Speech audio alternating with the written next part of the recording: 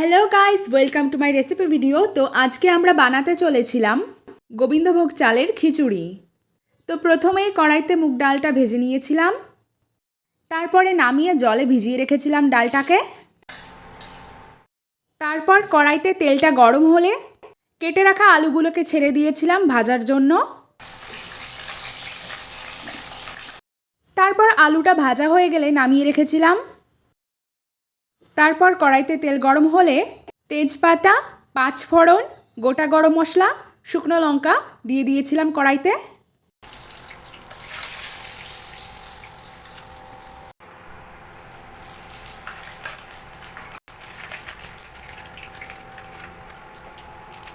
তারপর সেটাকে ভালো করে নাড়িয়ে চাড়িয়ে ভাজা হয়ে গেলে তার মধ্যে দিয়ে দিয়েছিলাম আদা বাটা আর জিরে বাটা। তারপর তার মধ্যে দিয়ে দিয়েছিলাম লঙ্কা গুঁড়ো, ধনে গুঁড়ো, সাথে দিয়ে দিয়েছিলাম একটু টমেটো পিউরি। তারপর মশলাগুলোকে ভালো করে নাড়িয়ে চাড়িয়ে নিয়ে নিয়েছিলাম। একটু নাড়িয়ে নিয়ে তারপরে দিয়ে দিয়েছিলাম আর একটু ধনের গুঁড়ো দিয়ে দিয়েছিলাম। তারপরে দিয়ে দিয়েছিলাম হলুদ গুঁড়ো পরিমাণ মতো।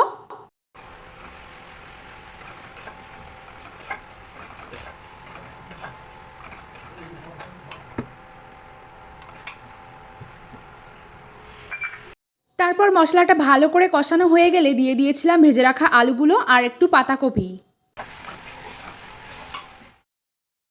তারপর তার মধ্যে দিয়ে দিয়েছিলাম কেটে রাখা টমেটোগুলো। তারপর ওর মধ্যে দিয়ে দিয়েছিলাম ভিজিয়ে রাখা ডালগুলো।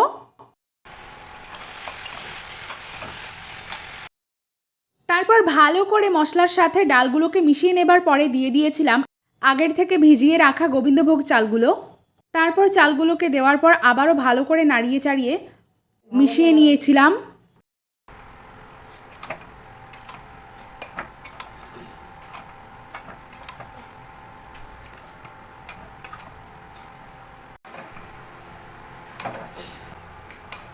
তারপর ভালো করে মিশিয়ে নেবার পর দিয়ে দিয়েছিলাম পরিমাণ মতো গরম জল।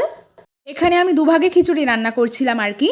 তারপর নামানোর আগে পরিমাণ মতো চিনি, ঘি আর গরম মশলা দিয়ে নামিয়ে নিয়েছিলাম। তো তৈরি হয়ে গেল আমাদের গোবিন্দভোগ চালের খিচুড়ি। তো তোমাদের কাছে রেসিপিটা কেমন লাগলো জানিও। আরও এরকম নতুন নতুন রেসিপি ভিডিও পেতে হলে আমাকে ফলো করে দিও।